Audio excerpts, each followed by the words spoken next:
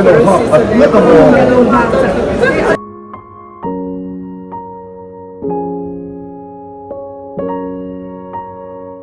replacement to ni akal thelo ma hian a khel dinglam pang hi hip replacement hi to ni a chuan aveilam pang hi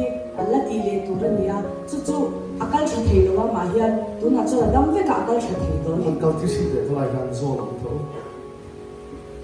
การทำให้สักตัวอาเมนแล้วปัจจุบันเราเช่ Yung lamat ito dito clear place to de lang po isketa dito very asai le chuan ti ngai na om lo ni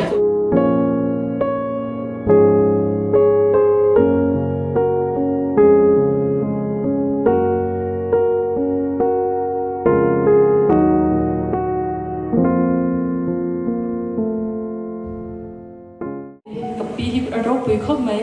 rong a hnoina a changina tla a heta chang kha a spine hi diklawa a phar thei to lo ni chu tuna hian a ron phara dam fekani Hallelujah แล้วปัจจุบันเราเช่ตัวนับพันลำขมพัน lam pang hi a phar thei to lo a ron phar thei โอ้ถ้าเราที่เราคอยรอกูมินคอยจะรอเช่